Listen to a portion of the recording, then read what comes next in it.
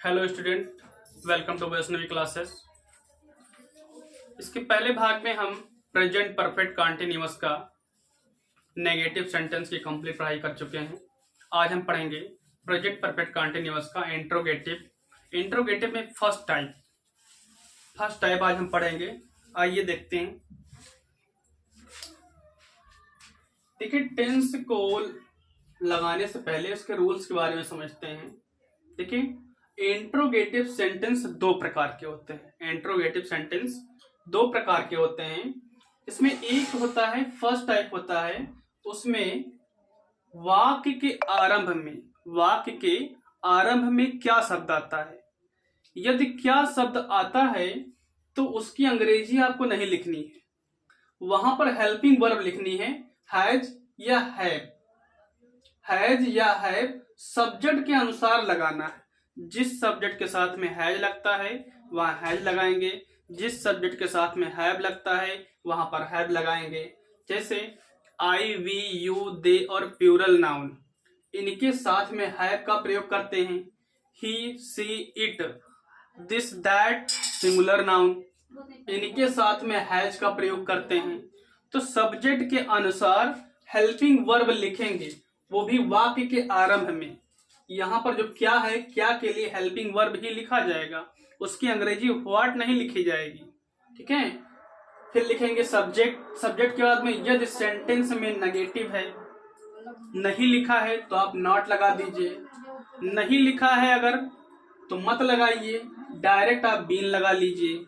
Been के बाद में वर्ब की आईएनजी फॉर्म लगाएंगे, आईएनजी फॉर्म के बाद में आप ऑब्जेक्ट लगा लीजिए। फिर इसके बाद में सेंस और फॉर का प्रयोग होगा। इसको एग्जाम्पल के माध्यम से हम समझते हैं। देखिए, सेंटेंस कह रहा है, क्या तुम 1990 से इस मकान में रह रहे हो। क्या तुम 1990 से इस मकान में रह रहे हो, तो तुम की अंग्रेजी होती है यू। क्या होती है? यू।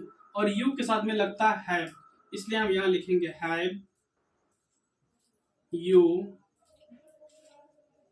फिर देखिए, हैव यू हो गया, यहाँ पर नॉट लिखा, यहाँ पर कहीं नहीं लिखा है, नहीं लिखा तो मत लिखिए, डायरेक्ट हम बीन लिख देते हैं। ठीक। फिर वर्ब की आईएनजी फ्रॉम, वर्ब क्या है? रह रहे, तो रहना की स्पेलिंग लिव होती है, तो इसमें LIVE होता है, लेकिन जब लिविंग लिखते हैं तो ई हट जाता है, यहाँ पर आईएनजी लिख देंगे, living. Have you been living, फिर हो जाए मेक अंग्रेजी इन, फिर इस मकान में तो दिस हाउस। ठीक। अब कह रहा 1990 से, कन्फर्म है, निश्चित है, पॉइंट ऑफ टाइम है, इसलिए हम सेंस का प्रयोग करते हैं। जहां पर निश्चित होता है यानी पॉइंट ऑफ टाइम होता है, वहां पर सेंस का प्रयोग करते हैं। सेंस 1990।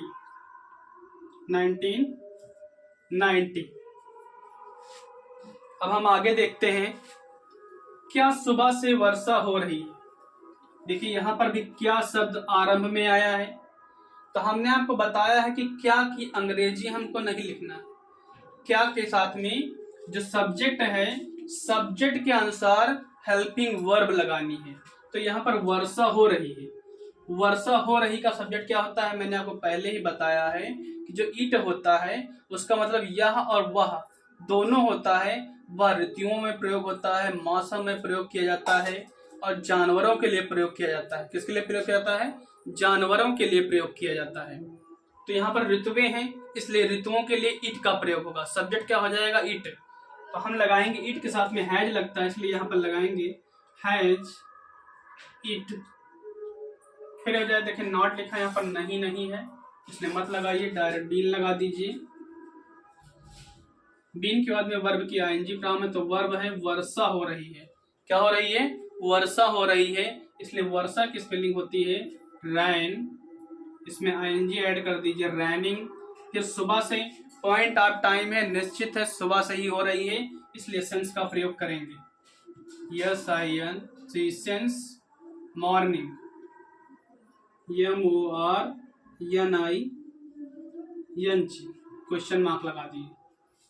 ये आपका कंप्लीट हो गया। अब आगे देखिए, देखते हैं हम, क्या ये लड़कियां 2 घंटे से शोर नहीं मचा रही हैं। क्या ये लड़कियां 2 घंटे से शोर नहीं मचा रही हैं? तो सब्जेक्ट क्या हो जाएगा, ये लड़कियां।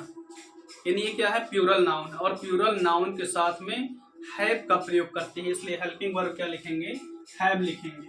तो लिखिए have these girls, GIRLS, have these girls. फिर देखिए यहाँ पर नहीं है, इसलिए नॉट का प्रयोग करेंगे, फिर बीन लगाएंगे, बीन के बाद में वर्ब की ING फॉर्म, वर्ब क्या है, मचा रही है, शोर मचा रही है, तो हो जाएगा making, MAKING, making a noise, NOISE, making a noise. कब से, 2 घंटे से। कन्फर्म नहीं है 2 घंटा, सुबह का, दोपहर का, शाम का, रात का, कितने बजे का, 2 घंटे लिखा है, इसलिए पीरियड ऑफ टाइम है, तो हो जाएगा for 2 hours, TWO 2 hours, HOURS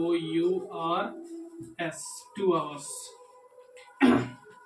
उम्मीद है कि आपको प्रेजेंट परफेक्ट कंटिन्यूअस का इंट्रोगेटिव फर्स्ट टाइप, इंट्रोगेटिव में प्रथम चरण यानी फर्स्ट टाइप आपको समझ में आ गया होगा।